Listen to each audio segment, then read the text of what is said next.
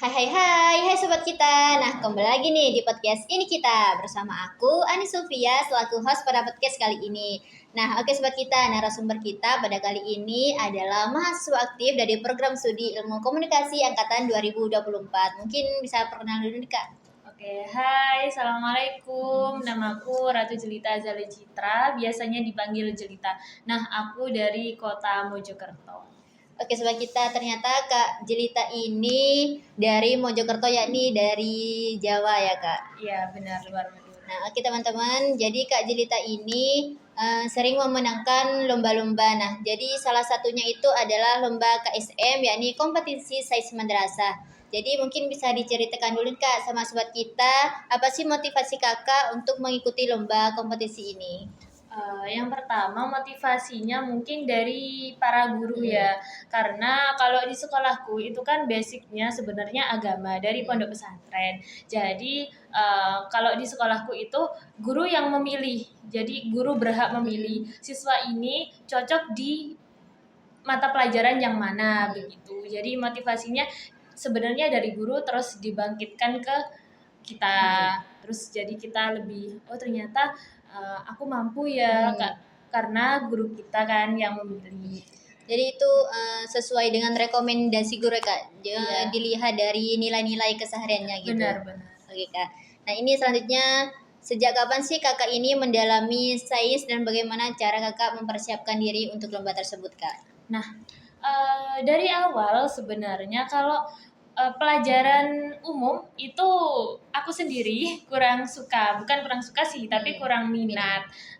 Jadi lebih ke kayak kalau di sekolahku kan madrasah ya, jadi kayak Quran hadis, fikih, akidah. Tapi berhubung apa ya, dipaksa kan, mungkin dipaksa terus terbiasa akhirnya. Jadi lama kelamaan itu suka. Jadi itu kayak awal-awalnya itu paksaan, terus kita itu mau belajar sehingga kita itu terbiasa gitu ya Kak? Iya benar. Oke, ternyata keren sekali nih Kak Jelita nih teman-teman. Nah, ada gak sih Kak tantangan terbesar yang Kakak hadapi selama persiapan lomba gitu Kak? Oke, untuk tantangan terbesar selama menghadapi kompetisi sains madrasah itu karena dari awal kita itu diumumin siapa-siapanya itu Hamin 1 minggu. Jadi ya itu tantangan terbesarnya, kejar-kejaran sama waktu, sama kita juga cari kisi-kisi offline, online, bimbingan, itu sih kayak sedikit memolorkan waktu gitu. Jadi susunya itu kayak mengatur waktu kesehariannya gitu ya Kak? Benar. Oke Kak, ini selanjutnya bagaimana sih cara Kak ini mengatur waktu antara belajar untuk lomba dan juga kegiatan sehari-harinya Kak? Untuk mengatur waktu sendiri itu karena kita hamil seminggu kan itu waktu itu, mungkin lebih ke ada jadwal harian ya, jadwal harian, target kita kan dikasih kisi-kisi sama latihan soal berapa gitu. Nah 1 hari kita itu harus ada target, misal 1 hari kita harus menyelesaikan 1 halaman kisi-kisi dan berapa soal latihan begitu. Jadi tips dari Kakak ini kayak tiap harinya itu membuat jadwal harian gitu ya Kak? Wah, keren sekali nih cara mengatur waktunya Kak. Nah oke, kalau boleh tahu nih, dikasih tahu kepada sobat kita, apa sih materi yang Kakak pilih saat lomba nih Kak? Kebetulan aku waktu kompetisi sains madrasah itu dipilih di bidang geografi. Sebenarnya kan aku kurang minat di bidang itu, tapi karena belajar ya, jadi itulah ya bisa dengan lama kelamaan. Terus pas di lombanya sendiri itu bersaing kan sama yang negeri, sedangkan kita swasta. Jadi dengan waktu yang ada memaksimalkan begitu. Jadi ini dicampur gitu, ada antara negeri dan juga swasta. Benar.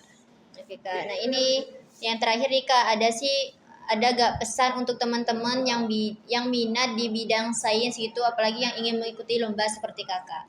Nah, untuk teman-teman yang sekarang duduk di bangku kelas 10, 11, 12, rajin-rajinlah kalian berdoa, berusaha, belajar, karena mungkin dengan belajar terus kita itu minat dalam satu bidang itu mungkin kita akan dipandang oleh beberapa guru, oh ternyata siswa ini itu nonjol di bagian mata pelajaran ini gitu. Jadi mungkin nanti bisa dipilih untuk mengikuti lomba kompetisi sains.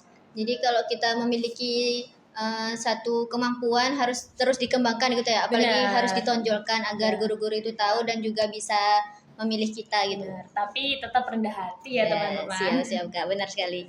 Nah Kak, mungkin itu saja ya Kak. Terima kasih nih buat Kak Jelitanya. Nah oke teman-teman, mungkin itu saja podcast kita pada kali ini. Sebelumnya saya ucapkan banyak terima kasih kepada Kak Jelita yang sudah meluangkan waktunya untuk menjadi narasumber pada podcast kali ini.